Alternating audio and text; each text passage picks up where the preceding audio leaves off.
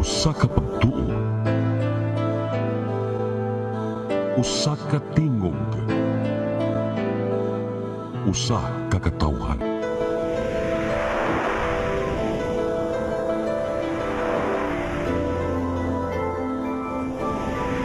Cebu Catholic Television Network.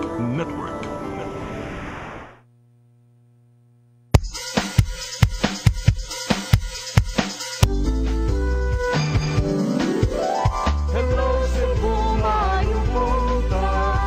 Naksunta ang kahayag nga nagsulid sa maluod, nadagan sa panghitabo. Hello Cebu, maayong buntag Pinoy.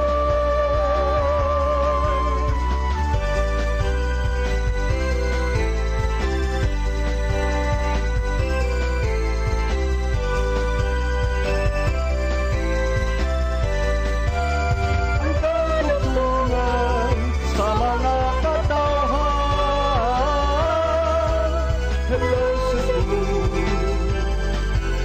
hello Cebu, maayong buntag Pinoy, maayong buntag Pinoy, maayong buntag Pinoy. Hello Cebu, maayong buntag Pinoy. Adlaw karon nga Miyerkules.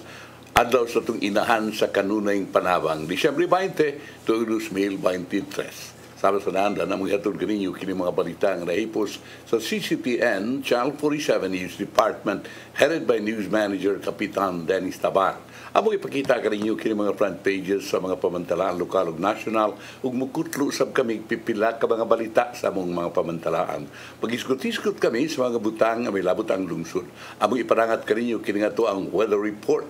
Ako si Manny de los Santos Rabakalog sa Naandan, kabanato atong partner batag buntag, Konsehal Malu Juano Inocando Tabar. Kods, may buntag. May buntag sa viewers sa Hello Cebu, maayong buntag Pinoy. Dita maglangan ang todayong padangat ang atong latest weather update. Higis pag-asa maktan, Ms. Van Sabeliano, good morning. May buntag sa tanan, mao kini nga ato ang pinakalangkahintang karon sa ato ang panahon.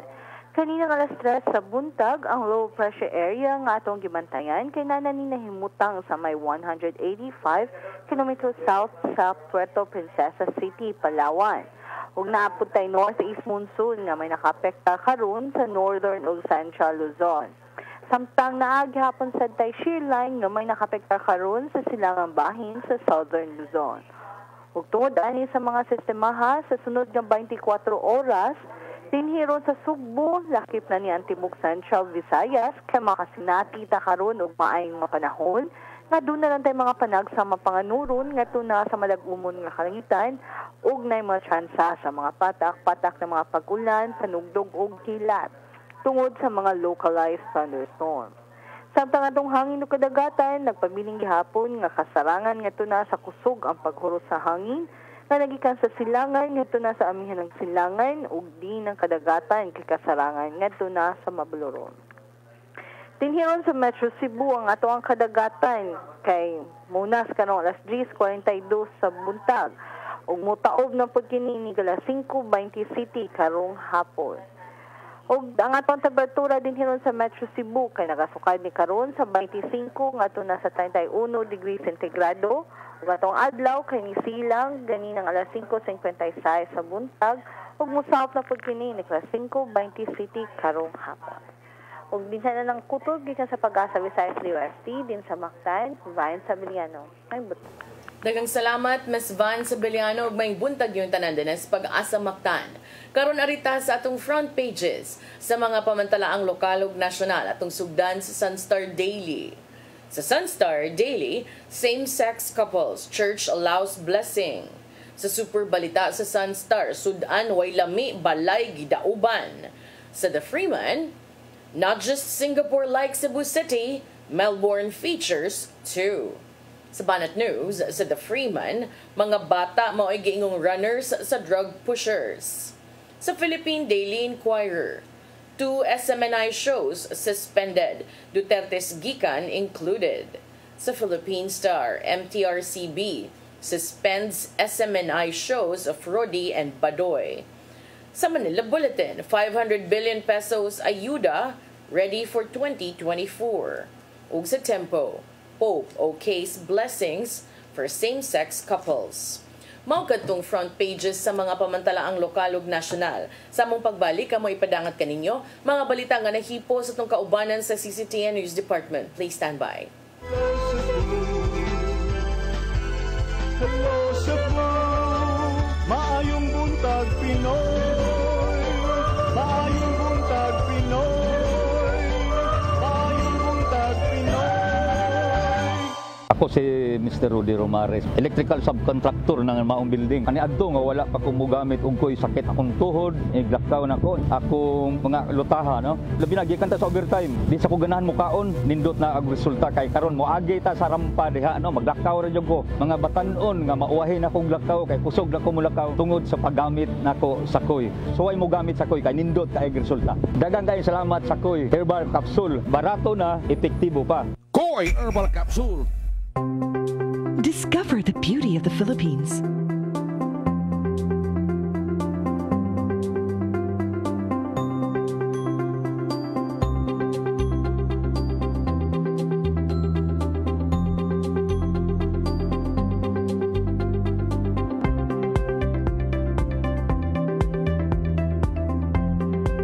With Philippine Airlines, the country's flag carrier.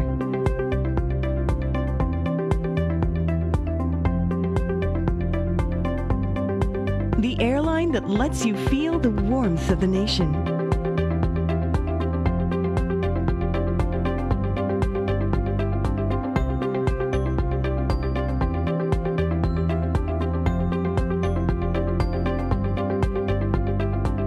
Mabuhay!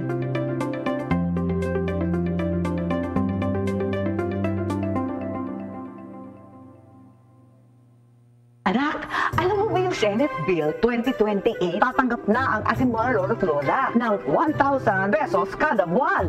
10,000 pesos pag 80 years old ka. 90 years old, meron na naman 20,000 pesos. Tapos, 100,000 pesos pag 100 years old. Di ba mas okay yun? Anong tingin mo?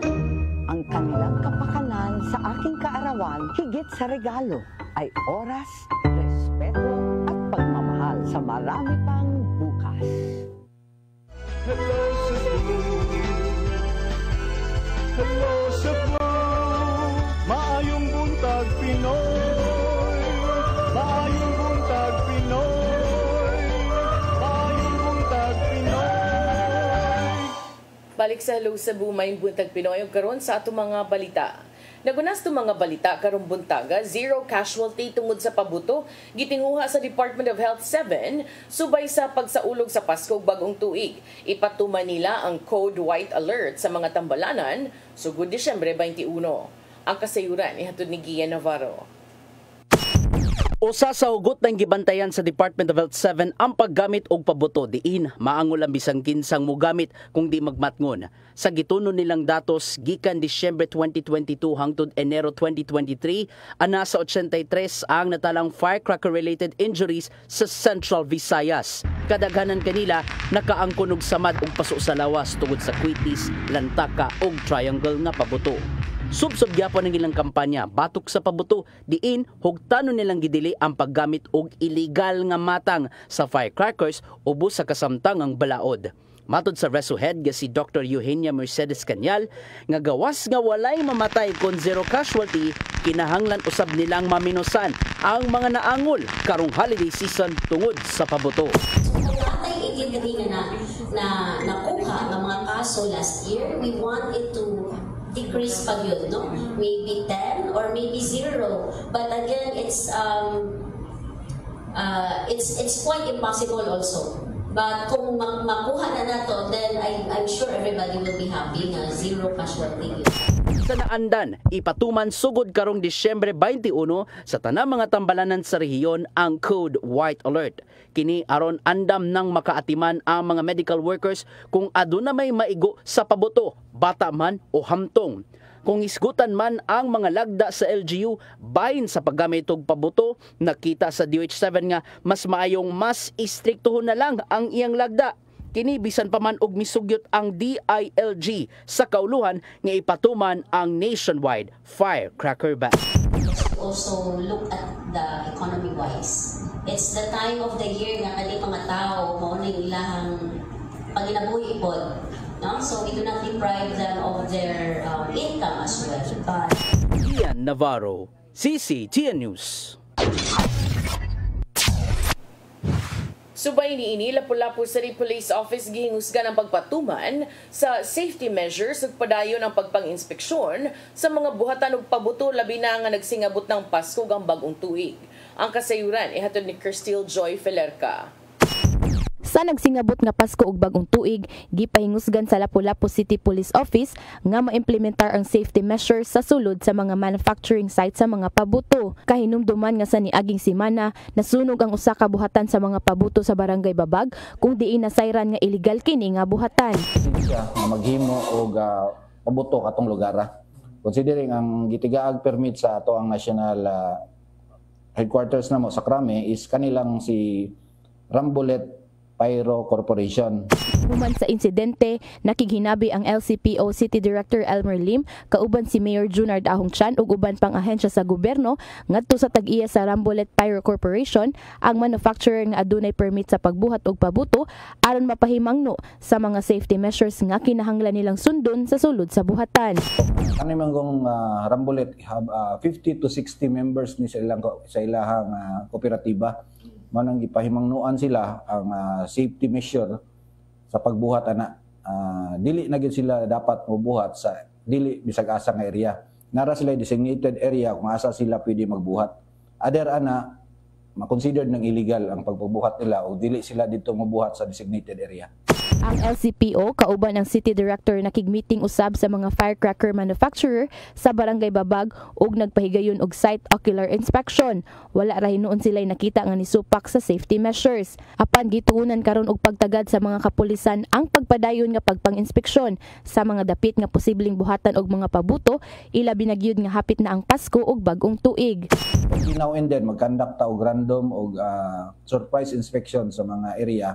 Og natay dawat nga report nga og naay certain area nga naay nag-guerrilla type nga nagbuhat og pabuto considering dool naman ang Pasko ang bagong tuig pinaspasay nila ilang trabaho. Iingon nga kung adunay masakpan nga illegal nga buhatan, imbargohon kini og pasakaan og kaso. Crystal Joy Felerca, CCTN News. Sa laing bahin, Business Permit and Licensing Office kun BPLO ni pahimangno sa mga establisemento nga mutuman sa guidelines aron dili maisyuhan og notice of violation. Matod sa BPLO nga mas daghang negosyo ang mag-abli panahon sa Pasko. Ang kasayuran ihatod ni Mary Rose Sagarino. Gipahimangnuan sa Business Permit and Licensing Office sa siyudad sa Mandawi ang mga establisemento nga mutuman sa guidelines sa aron dili maisyuhan og notice of violation. Matod sa pangu sa buhatan nga pipila ka establisemento nga restaurant ang classification sa ilang permit apan nagbaligya og nag-serve di ay kini og ilimnong makahubog bisan og walay lisensya. Sama na lang niadtong Oktubre nga dili mo minus sa unom ka mga establisemento at ubangan sa usa ka dakong universidad ang giisyuhan og cease and desist order sa BPLO. Kini human usab nakadawat og report ang buhatan nga mo serve ang mga negosyo sa mga minor de edad sagad estudyante sa tunghaan. We will be kanang very strict for that because we have to be fair. Ang uban mga negosyante gani nituman sa mga pulisiya niya sila kanabang nag-serve pa sila minor, wala pa sila yung mga permits. So if we find this, especially if naay mga reports kay kana sila nagsugod na siya og report dito mga anonymous reports. Pagsusin nato, kita nato nga naagi mga pagkalapasan. So we really operated them. We told them to nakuha mo permit. We told them to kanang dili mag-serve. Pero it seems nga nagpadayon sila. So adto na namo karon dito gipangpadlakan. Matod ni Malati nga sagad nga daghan nga negosyo ang mag-ablay panahon sa Pasko hangtod na sa Enero. Ang masakpan nga makalapas, isyuhan og notice of violation. Kung dili gihapon mutuman, isyuhan kini og cease and desist order. Mary Rose Sagarino, CCTN News. Sa atong katapusang balita, Police Regional Office 7 may respeto sa desisyon sa Prosecutor's Office pag-dismiss sa kasong robbery in band nga gisang at batok kang Jigger Hiverola kinsa giingong gitudlo nga mastermind sa pagtulis sa Orosubo Pawn Shop sa Daan Colon ning Dakbayan sa Subo. Ang kasayuran ihatod ni Arnold Bustamante. Girespeto sa Police Regional Office 7 ang desisyon sa Department of Justice pag-dismiss sa kasong robbery and ban gagipasaka sa kapulisan sa Regreso Sugbo. Batok kang Jigger Hiverola ang gitumbok ka mastermind sa pagtuli sa Oro Sugbo niadto Nobyembre 25, 2023. Batok ni Police Lieutenant Colonel Gerard Espilare, ang spokesperson ni Police Brigadier General Antonio Aperin, hepe sa kapulisan sa Central Visayas nga doon ebidensya ang Cebu City Police Office apan dili pa kini paigo sa pagkakaroon nga may hinungdan nga sa pagka-dismiss sa kaso. Apan ang giklaro nga kung basahon ng resolusyon sa Cebu City Prosecutor's Office, dunay nakabutang nga without prejudice nga nagpasabot nga mamahimo pa nila nga ikiha sa Hiverola kung dunay igong ebidensya. Dugan ni Pilari nga sila sa kapulisan wala mo sa likway sa kanabigitan ni Hiverola sa natabong krimen sanglit doon na sila ebidensya nga nagtumbok apan nakasabot sila sa DOJ gumikan sa bagong standard sa pag-file sa kaso nga kinahanglan dunay reasonable certainty of conviction o kasiguruhan nga makonbikto ang kipasanginlan subay sa kalig-on sa ebidensya. Giangkon sa police official nga ang gihuptan nga ebidensya sa mga investigador sa CCPO wala kini makaabot sa standard nga mao ang probable cause kini base sa personal nga kasayuran sa insidente o sirkumstansya. Apan gibarguan niini nga doon na sila probable cause nga mao hinungdan sa ilang papasaka og kaso nga to sa piskalya. Subay sa mong kalambuan mo panahon pagkaroon sa ilang investigasyon ng kapulisan sa Regreso Sugbo pinagi sa pagkuhag dugang ebidensya aron ilang maestablisar ang gi-require nila sa DOJ apan ang giangkon nga dako kini nga trabahoon. Arnold Bustamante, CCTV News. Bago itong mga balita ang rehipo sa CCTN, Channel 47 News Department, headed by News Manager Kapitan Dennis Tabar. Hindi ko itong nakita sa Sari 47 din sa CCTN Channel 47. Mga higara mo break kita kaniyot, gunyan ibalik na mo kuman sa mga pahinumdum, aduna kita'y pinasidunggang dinapit nga ito ang maka-istorya. Please stand by. Hello, Cebu. Hello, Cebu. Maayong buntag Pinoy. Maayong buntag Pinoy. Maayong buntag Pinoy. Ako si Mr. Rudy Romares, electrical subcontractor ng maong building. Ani adto nga wala pa ko mogamit og koy sakit akong tuhod, glakaw na ko. Akong mga lutaha no. Labi na gikan ta sa overtime. Di sa ko ganahan mo kaon, nindot na ang resulta kay karon moagi ta sa rampa diha no, maglakaw ra jud ko. Mga batan-on nga mauwahin akong glakaw kay kusog na ko mulakaw tungod sa paggamit nako sa koy. So ay mo gamit sa koy kay nindot kay resulta. Daghang kay salamat sa koy herbal capsule. Barato na, epektibo pa. Koy Herbal Capsule. Discover the beauty of the Philippines.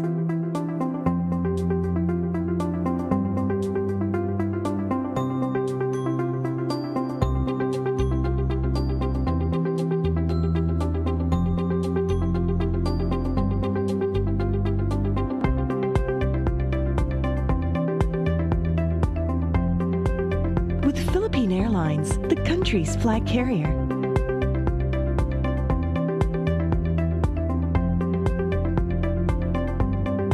The airline that lets you feel the warmth of the nation.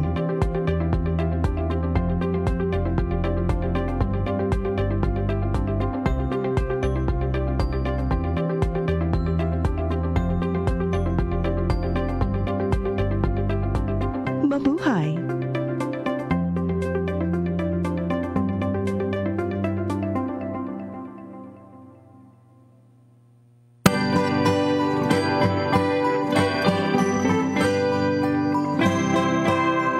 Maayong Pasko, anatong tanan. Ning panahon sa Pasko, kung kamo makadawat og regalo, pakita sa naghatag ka kamo nalipay. Pasalamat. Ayaw pagingon nga, uy, naan naman po niya ni. Pinagdili kayo mahalon ng regalo. Ang pinaka-importante nga, ikaw na hinunduman sa naghatag nimo ning panahon sa Pasko. Life is not how fast you run or how high you climb, but how well you bounce every time you meet problems. God always bless us. Waking up is a blessing and not a privilege.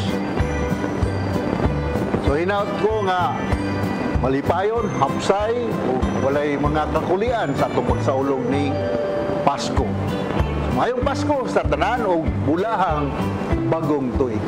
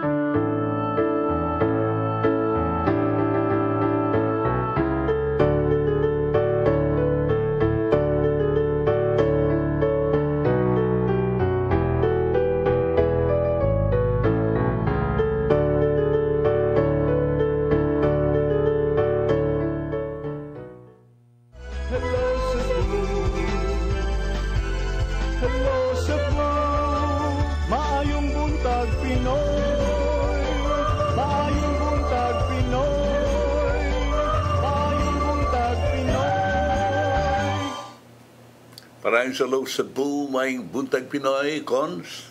Ning tungura karong buntaga atong makauban ang presidente sa Lay Ministers of San Jose Parish nya gikan gyud siya sa Ormoc ni ani siya dinhi sa atua kay duna sa ni sila umaabot sa mga proyekto ni Tatay Dodong, no? So we have with us on the show, good morning, Brother Antonio Dodong Luag, and welcome sa Hello Cebu. Good morning, ma'am, sir. Salamat sa opportunity sa mo ang meeting sa ni Tatay Dodong with Brad Alan and Brad Charles, no? Kagahapon sa hapon. Very special tungod sa atong proyekto nga umaabot sa Ormoc City, ang pag-installar o gitawag o internet. At the same time, ato ang cable television. That project is a big deal, especially sa mga parishes within the Vicariate of Ormoc. So, kanus-an ninyo plano nga ma-avail sa mga taga-Ormoc ug sa mga silingang dapit ang ato ang internet and cable services sa Cine Cebu, sir? Within mga first quarter sa 2024, ma'am, kay January magsugod naman pagkuha sa mga licenses niya, installation sa mga cables, at the same time mga permits para niya na. So with mong coordination sa ni Brad Alan and Brad Charles sa niya ni regarding sa pagsulod na sa Ormoc.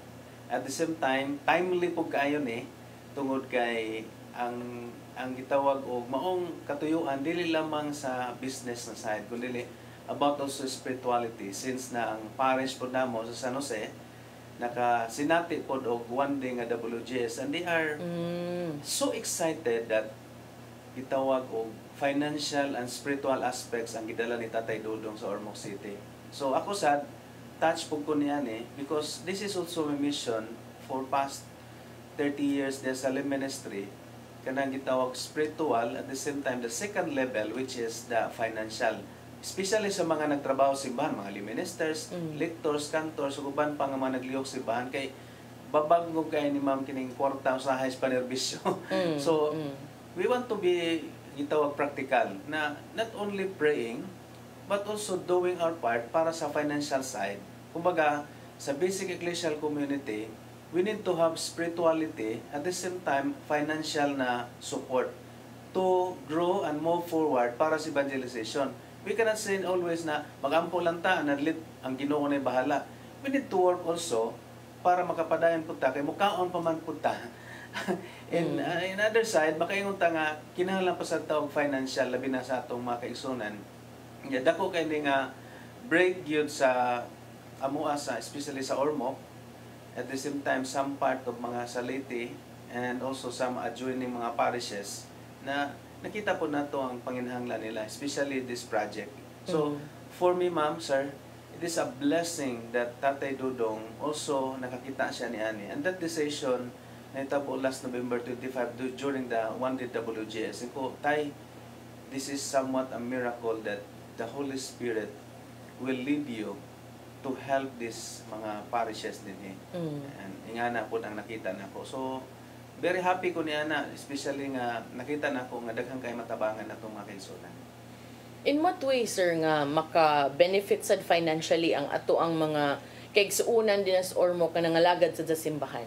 Ato silang himuon na partner para sa gitawag nato nga mga campaign for installation sa mga internet o cable, mga gitawag facilities. Unya makaingon ta nga gikinahanglan magyud karon ng internet sa mga matag tao. At the same time also a benefit in the parish. Like sa among parokya, ako gistora namong pura paroko si Father Ronnie Bariday. Kudri every time nga mudaghan nato ang mga gitawag subscriber dinhi, Tatay Dodong also give a tithings para sa atong parokya. Nganuman gusto sa siya tabangan ang atong parokya kay need magyud kayo, especially sa maintenance, kay season na ba yung taon ang ato ang ani din niya na mga time nga wala gikita ang mga tao. So kung atong himuon ni siya nga livelihood program through basic ecclesial community kanang gagmay gusto anong katilingban in a level dito sa grassroots, unya daghan man sila mga kaila po sa other parishes, they can link with this, unya maka-benefit po sila. So di lang na sila humay dito nga gitanom, at the same time while waiting na sila activity, unya kini ako nakita nga dako kay nag-impact diha sa maong community. Imagine, there are about 12 to 13,000 parishioners. Unya doon na may mga about mga 40 lay ministers lang, yung mga workers, mga promoter, mga advocates sa basic Christian communities, and they're working in the church. Sometimes babag ang financial. So kung nga, why not to have this developmental nga stage, financial stage, after the spiritual, arita sa level 2, which is the sustaining stage, nga about financial. So dako gigigtabang ma'am sa kuan sir sa tuang parokya to grow also. Nya nanginahanglan po na nga ang ato pong parokya masuportar in terms of na mga project, nya ato nang ipakopya sa ubang mga parokya nga nag-need po, nagtukod po sila simbahan, nanginahanglan po sila kwarta, nya nanginahanglan po sila support dito. So ato po silang tagaan og idea regarding this. So nindot kayo ang among conversation with Tatay Dudong and some other mga managers niya para sa maong development. Inga na siya kanindot. As far as spreading the word is concerned, unsa may mga television stations o network nga maabot dito sa inyong dapit? Kasagaran sa mga national television kanang sa ABS-CBN, mga GMA, Manila Broadcast. Siya, pero sa local wala ta, sir, wala tay itawag og television dito sa area. Ang kasagaran ay maabot dito kana ra sa Manila ra gyud na mga television. So far. Ang internet service dito okay ba? Na yung mga internet services gihapon dito, pero makita na to nga doon na yung mga interruption, especially karon nga doon na yung mga online nga mga classes ba. And I really experienced that during the time nga nag-pandemic, ang akong duha ka estudyante nga nakuan, problema gid ang internet dito nga connection. Kanang mag-lag siya ba, putol-putol siya. So mo to nga pagstorya na mo tate regarding sa kuan kaning internet na kuan. Actually dugay na niyang gi-share, unya ko nga nindot ni siya tay nga ma-experience ko sa mga tao dito niya at very affordable na iyang gi-offer sa mga tao because siya, I want these people na mahimong happy because internet essential mo gusto mga tao, labi na sa mga estudyante, mga anak, sa mga household niya na. So makatabang gisad siya niya, karon makita na to nga na siya niya napay cable. So mo abot na gyud ang CCTV dito sa among area and some other mga parishes sa Leyte and some part dito sa Southern Leyte and even there is a Western Leyte area. Pero nakalindot diha kay ang City Cebu dili lamang nga mohatag ninyo og kining wifi kundi apil na usab ang ato nga mga istasyonan sa mga channels sa nakalain-lain na channels Cebu Kalibutan, not only local, national and international. Pero ang ato diha is ang ato ang programa maka-develop sa mga programa dito, makahimo mga local programs to suit the need of the locality as far as spirituality is concerned, as far as livelihood is concerned. At least dako kay bahimo ang City Cebu kanang panahona. Tinod gina Sir Manny kay namon ko'y program sa Power FM kanang evangelization as sinog kahayag sa SVD man na siya, nasa St. Peter and Paul Parish. Since nga gamay lang iyang area maabot, niya makita na tong evangelization paminaw mga ministers kanang mga batanon. Unya na po ko'y program sa una sa TV katong sa Ormoc Cable nga diha pa tong Ormoc Cable. Niya mubura sang area of coverage nga tumakuan dinhi so Salt and Light TV po tong program.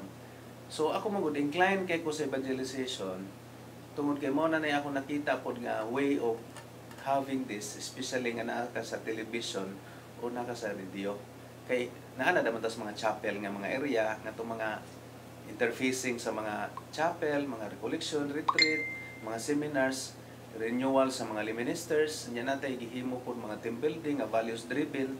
Even gani Sir Manny kanang gitawag na itong mga recollection sa mga naadihang katong mga principal, mga teachers, mga parents, mga parenting, nya recollection kanang about sa mga empleyado sa gobyerno, dako kay sa impact. So kung atong mapaabot dito sa television o dito sa mga internet o sa mga online nga platform sa radio station, mas the more nga mo dako kay makita mo nato nga even sa ubang mga lugar makakita na magud sila, maka-appreciate na sila ni ana. So ang spirituality nato ni limited sa imong interfacing, but also the spirituality maabot na to bisag asa dapita worldwide.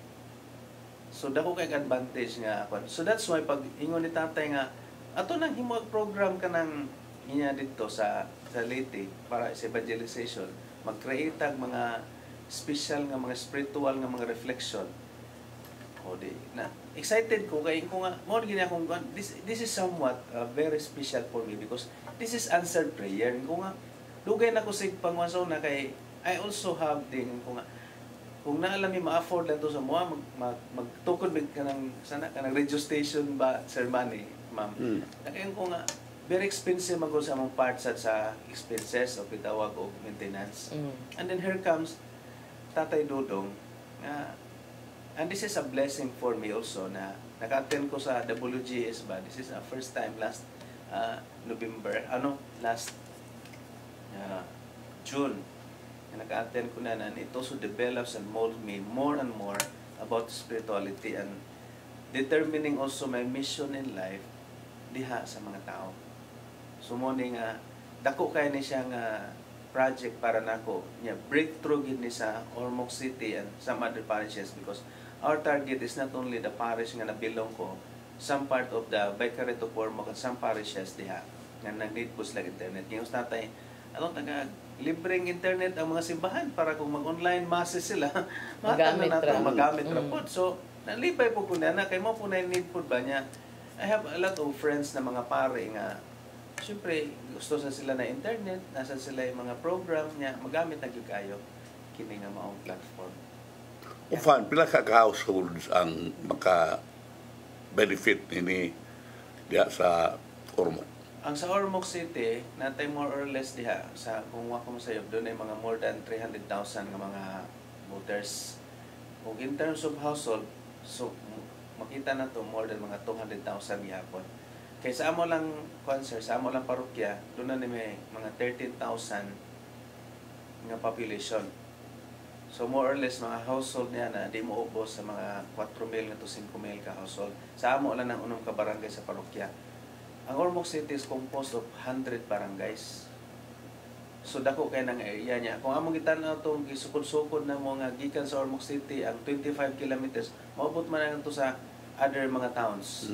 So meaning with that Ormoc City and some other area nga to sa Isabel, Sampado Palumpon, Biliaba, Matag-og, Kananga, Albuera, tunga-tunga padong sa Baybay, padong na sa Relate, maabot yun siya sa atong kanang gitawag og radius bitaw sa kanang coverage. So more or less not only limited lang siguro niya ng 5,000 mga household, 10,000 or 15,000 household, but more or less daghang gimahimo dia. Considering also na may mga existing na, but I'm very confident na kini siya mahimo ni siyang boom dito sa area. At the same time, makahatag kalipay sa mga tao in terms of services and then sa internet o sa cable TV. O siya katabang. May mga local shows aside from yours, may tungod sa may tungod din spreading of the word? So far sa as laiko ako rin nakoy program, ako rin ay program sa Ormoc nga na kanang sa radio. Kasagaran nila ang mga program dito sa Power FM na sa police, naasay mga sa CF Lamp dito katong kuwag gihapon, mga brothers gihapon nato na po ilaha dito nga mga kuan ana ra pud nga radio station. Mora pud na sila. So more or less may ngana lang ang uban mga sa SSS, ang uban na ay mga other programs gihapon sa government nga lisod na dito, senior citizen nga grupo. But ang amo dito, kanang ako every Saturday, mao man ang ako sa Power FM. Unya naa po dito ang uban pod kanang sa Safe Lab, sa Safe Day, naa po sila mga program gihapon nga ilaha pong gipahigayon weekdays. 1 day or 2 days mo na mga program. So kung i-allows Ginoo yun nga kini nga maong plan ma-develop yun dito, the more ta nga makita na to ang spirituality nga mga programs maso dito. And not only me, but also some other from Cebu City, some other mga leaders nga matap na to dito for that particular spiritual nourishment program online. Kamatay lang gawin problem, no? Pareham tayo suntian. Pareho man ta, Cebuano naman gihapon. On the other side, dito sa kuan mga wari-wari, pero makasabot tayo sila Cebuano, kitig paminaw mo muna sila mga radio gihapon. So, dili kay problema ang language na to. Exciting things coming up for Leyte, atong silingang lalawigan. Sige, unya. Lastly, ato ang i-greet palihog, brother, ang imuhang mga pamilya, mga higala nga nagtan-aw ug ang mga imuhasang mga friends nga mga kaparian ug mga layko ug nagserbisyo sa simbahan niini sang coming nimo nga project dito sa Ormoc. Yeah, salamat kaayo sa ma'am, sir, sa inyong time, especially si tatay no na wala akong expect nga ma-guest ko karon because I'll be mubalik naman ko karong hapon po sa Ormoc. So para sa to ang mga tungod sa nangkita ta nga untag sabaw gabi. Untag sabaw dito nagshabu-shabu sa sabaw nga lami kayo. So pero kuan gito sir, gipahilo na gito. Yeah. Actually everything has a purpose. Di gid ni siya mga coincidence or mga sulagma sa kinabuhi. Para nako ang pagkaila po nako ni tatay, dili ko siya sulagma.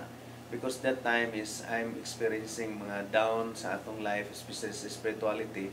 Kaya the more lagi tang mudo lagi sa Ginoo, kitupong mo guning yawa sa mulapas pa gani usahay. So naagi mga reason gihapon. So para sa ako ang mga kaigsuonan sa Ormoc City, mga kauban sa buhat, sa mga lay ministers, members sa Basic Ecclesial Committee, lay organization, movement sa association o sa atong mga higalang mga kaparian, o especially ni Archbishop Jando nga naghatag po nato og authority diha no diha sa Baykarit no to have this program also sa spirituality. Og sa akong pamilya usab nga kanunay na suporta akong mga anak nga napo din sa Cebu ang duha ug sa akong asawa.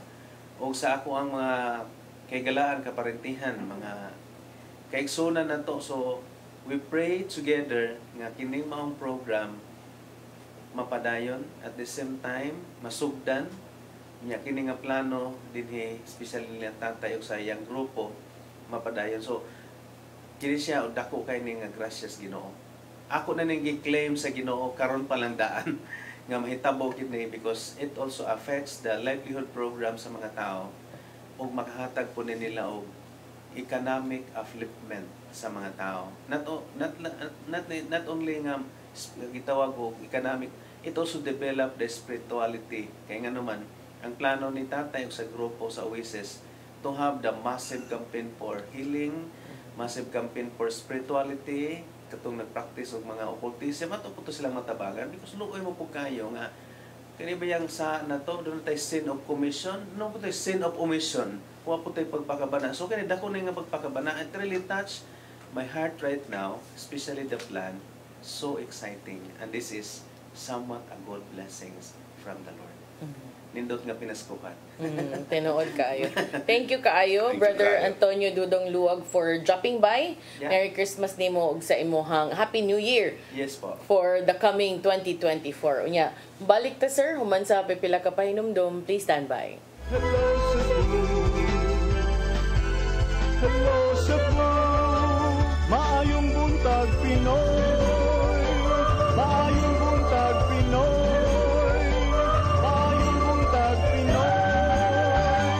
Ako si Mr. Rudy Romares, electrical subcontractor ng maong building. Ani adto nga wala pa ko mogamit og koy sakit akong tuhod, iglakaw na ko. Akong mga lutaha no. Labi na gikan ta sa overtime. Di sa ko ganahan mo kaon, nindot na ang resulta kay karon moagi ta sa rampa diha no, maglakaw ra jud ko. Mga batan-on nga mauwahin akong lakaw kay kusog na ko mulakaw tungod sa paggamit nako sa koy. So ay mo gamit sa koy kay nindot kay resulta. Daghang kay salamat sa koy herbal capsule. Barato na, epektibo pa. Koy Herbal Capsule.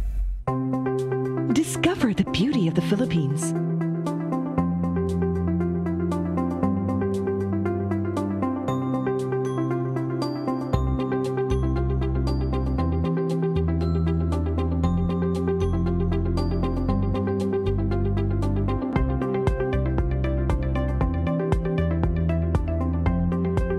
With Philippine Airlines, the country's flag carrier.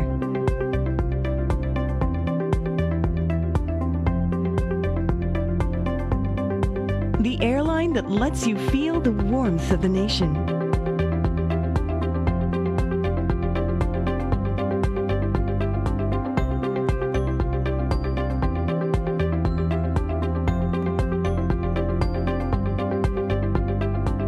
Mabuhay.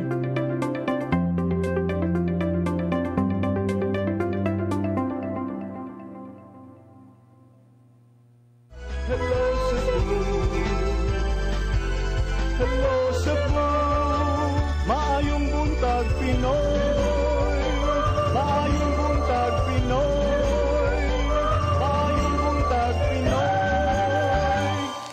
Para sa Cebu may buntag Pinoy o diatay gabay pang naibilin. Sa ato ang pag-iskutisgot sa mga butang nga labot ang lungsod. Labi na gyud kay karong adlaw kon tinghatag sa financial assistance sa senior citizen. Merry Christmas day kay nimo sir oy. Gabay kay. Sige lang. Maangang tamay lang na. May lang na. Palitag inununan. More ganun tayo na ma-afford na ito ng pagkuha. 3 months, no? 3 months, oo. Ang 500, wa mada, kaya doon naman tayo 500 nga pinaskuhan. Pero wa ko no, ma-appeal ang process. So, kanturang 3,000. So, mauna, karong adlaw, ipanghatag ang financial assistance sa senior. Ay mo kalimot na. Kunya, sa Kapitulyo Cons, purting hugyaw na sa mga empleyado. 40 eh. Dako na 40,000 ang ilang Christmas bonus tanan, ha? Giaprubahan na sa provincial ang 81.7 milyones ka pesos nga supplemental budget number 2 sa Kapitulyo.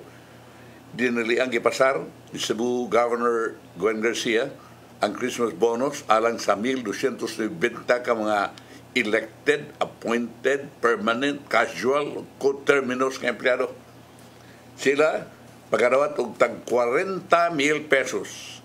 Sa maong kantidad, 25,000 niini ang covered sa collective bargaining agreement incentive. 15,000 niini malakip sa service recognition incentive nga gi-authorize ni President Ferdinand Marcos Jr. Pinagis Administrative Order number 12. Lakip usab ang 2,010 ka job order employees nga makadawat og 15,000 pesos isip premium and gratuity pay ubos sa COA DBM Joint Circular number 2 Series of 2020 nga giamindahan sa JC number 2S or Series 2022 and or Administrative Order number 13 on gratuity pay. Kipahibaw sa Kapitulyo, pinagi kang bukal Red Duterte, nga nipasar sa Committee on Budget and Appropriations mingon nga ang pundo gikuha gikan sa savings sa lalawigan karong tuiga. Pag-isuli savings ko, dagkong kanilang gasto. This also goes to show how efficiently the Cebu provincial government works kay dako gyud ang savings. Mauna nga gihapak sa incentive sa to mga empleyado matod ni Duterte. For me, deserving sabgyod ang ato mga employees sa Cebu provincial government for working very hard and doing the best this year. Dugan niya. Nalakip sa mga empleyado sa Kapitulyo ang anaa sa executive o legislative branches, ingon man ang mga naglangkob sa income-generating enterprises o social service providers sama sa North and South terminals, ingon man ang 16 ka mga provincial district hospitals.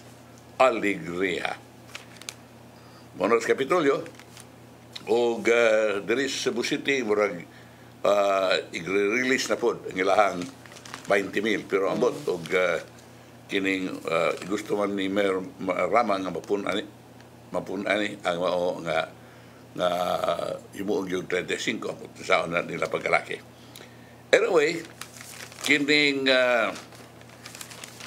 kato atong isgutan gamay akong nalabtikan kagahapon ko sa dili lang Singapore like apil sa Melbourne na sa like taas na lagi kayo kay gikan sa Melbourne, Australia. Muna nga Singapore like Cebu City ipuno ang Melbourne features. Si Mayor Mike Rama nakikita sa City Hall Department Heads, Barangay Captains o mga opisyalis sa kalanglaing government agencies o iyang introduce ngadto kanila. Ngadto siyang vision sa iyang administrasyon sa Singapore-like city nga giapila na og aspect of Melbourne. Tinduta. Kung technicolor. ang mayor ang mayor gikan sa Australia nga bakasyon din mibalik siya na itong December 16.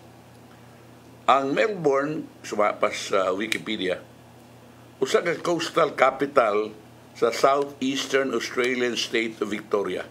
Samtang ang website, visitmelbourne.com, bitawag ini nga the place to be for latest culture, food, sports, and entertainment. Kagahapon sa hapon, si Rama o ang anak si Michael by pronunciation Michael. Michael tingay Mike man, Mike nya L. Michael may presentar sa key features sa Melbourne na siya o ang iyang amahan nagtuo nga mahimo nga i-replicate sundon sa Cebu City. Ang features nagipresentar ni Michael nag-appeal sa green spaces Melbourne has along its community buildings, family developments, and solid waste management. Ang City of Melbourne has a target to divert 90% of waste from the landfill by 2030 and a 20% reduction in household waste. Their vision is for Melbourne to transition towards zero waste. So ni Michael, o siya may puro nga, this is what the city is going to pursue. Indot ka ni mga yun ay, ato na si puso sa basura guna kay katag ni basura na. Pinaagi, not all features can be adopted. He also presented the mode of transportation in Melbourne, mentioning its intermodal public transportation, complementary and non-competing and non-redundant features. On road and vehicular traffic, si Michael, nagkanayon ng Melbourne has no traffic enforcers thanks to a smarter road program which has traffic monitoring cameras, wireless travel time, sensors, vehicle detectors, real-time information, and a dynamic pedestrian crossing. Hopefully, ang kaning tanan, ang reason nga nung observant kayo mi dito para makit-an yun namo ang mga manhindot nga features dito sa Melbourne na pwede nato dalhon din sa City of Cebu. I hope this is only the beginning of the evolution of our collective aspiration nga dili Russia, Singapore like Cebu City. It is now Singapore like Cebu City with Melbourne features. So, at tayo nagdutakon. Ikaw na. Sige. So, sa may tabuan na Merlion dire, na sa Pikas, kangaroo, koala. Sabi ng member, koala ng Melbourne. Koala, kangaroo. Katawa lang ka na. Kaya lang tayo, dugang kayo. Mawad na tayo oras kamay. Kawin na magkayo. One out na kamay. Kini, ang katubang kwan, katong may tungod kang Severola, di mo kagilakpit kagahapon. Pupita ni nga, ang Cebu City Prosecutor's Office, subay ko no sa Cebu City Prosecutor's Office sa pag-dismiss sa robbery and band complaint batok kang Jigger Averola tungod sa kakuwang si ebidensya, ang Police Regional Office 7 may pasalig nga ilang palawman pa ang ilang investigasyon sa November 25 Oro Subo Pawn Shop and Jewelry Store robbery o mukolekta sa dugang ebidensya. Si Police Lieutenant Colonel Gerard A. Spilare, PRO7 spokesperson, acknowledged na samtang doon na sila ebidensya batok kang Heverola, they understand the prosecutor's position of looking for evidence that warrants reasonable certainty of conviction, which is like having a prima facie evidence. Ba mo gina, Piskal? Mangita mo ginagnabay prima facie. Kay, og doay prima facie evidence, kapoy-kapoy lang iya na pang ipadaan sa Swiss. So, ilang yun ang i-dismiss. Siya na ganoon nga ni gamit sa lower standard of probable cause basis sa personal knowledge of facts and circumstances in presenting with the filing of the criminal complaint. In an extrajudicial confession, muna akong gayon kahapon, duha ka mga tao ni akusar of being among the four na mituli sa pawn shop, mitumbok ka Verola as the one who ordered them to bring the getaway vehicle to Argao. This is the basis. Nga nung ang police, may pustro sa mong kaso. We have probable cause and we stand by that, suma ni Pilare. Ang Office of the Prosecutor, in a resolution by Assistant City Prosecutor Misty Lea Escolar Hop, imo ning classmate, and approved by the Deputy City Prosecutor Maria Luisa Ratilla, hinuon mi-dismiss ni complaint without prejudice to its refiling. Muna kung ingon, may mga i-refile kung doon ay ligong ebidensya. This means, ang pulis maka-file sa mga complaint again once it has gathered enough or sufficient evidence that could warrant a conviction against Heverola. Kaya kinig filing with the fiscal, bisag i-drop ni, mahimo man i-refile, dili man pares korte, ug dito hukom ng korte nga way sa lisod ng double jeopardy na. Ang filing was merely based on the confession of Jordan Bakiliano and Dan Carlo Flores nga baoy nag-implicate, mo'y nagpasangil kang Heverola. In maong kaso, not all of the foregoing requisites are present. Ang existence of a conspiracy involving Jigger has not been sufficiently established. Read part of the Office of the Prosecutor's Resolution. So muna, ang hagit sa mga pulis. Kung tinuod man na nagduda sila, kinahanglan ilakunong palauman ang investigasyon. Okay, unya, di asay di asay murag paingon nato at first nga murag controversial ni pero mo na ni ang significant step toward fostering greater acceptance and respect sa LGBTQ community. Kini ang reaction ni Mandaue City Treasurer Attorney Regal Oliva sa mensahe nga gipada sa Sunstar Cebu atong Martes bahin sa formal nga pagpahibaw ni Pope Francis bahin sa pagtugot sa mga pari nga muhatag og conditional blessing sa same-sex couples. Mato ni Oliva, ang maong kalambuan naghatag usab og dignidad sa katawhan. Sa simbahang Katoliko pinaagi sa pag-ila sa kamahinungdanon sa exclusivity nga compassion. Si Oliva kinsa napili usab si presidente sa Cebu Lady Lawyers Association niadtong Marso o ang unang transgender nga babae nga mihupot sa mong posisyon ingon nga ang maong lihok nagpakita og pagsalig sa pagdawat sa diversity sa kinayahan sa tawhanong relasyon tungod sa gabalay sa pagtuo. Parte parahon ko. Iti pedang ating giandam ni Tatay Dodong nga niyang pulong kinabuhi. Kinanang may tabo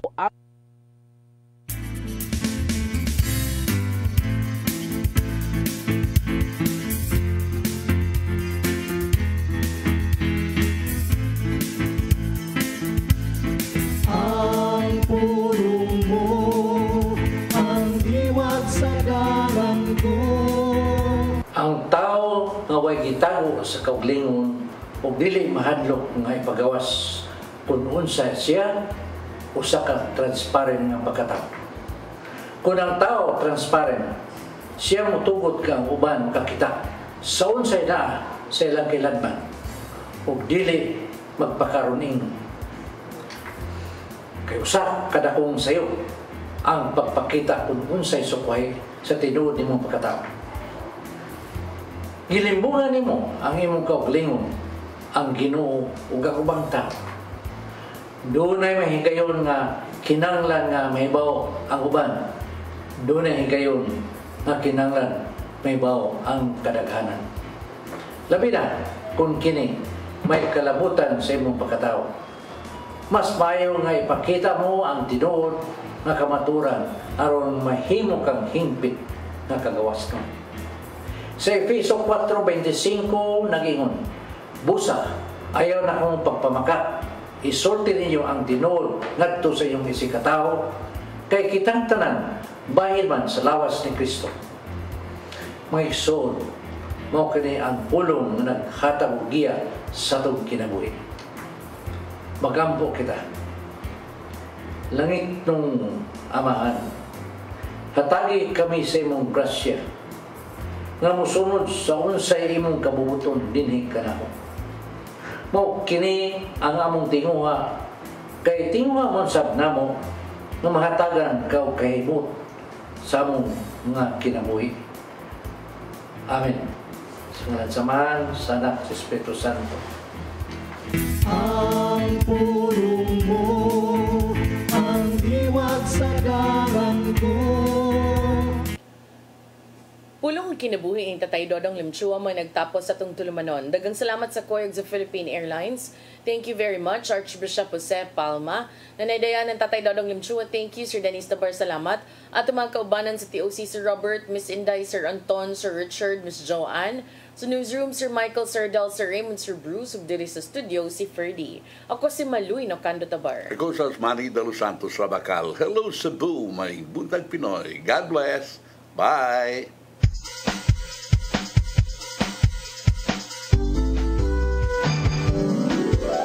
Hello Cebu, maayong buntag.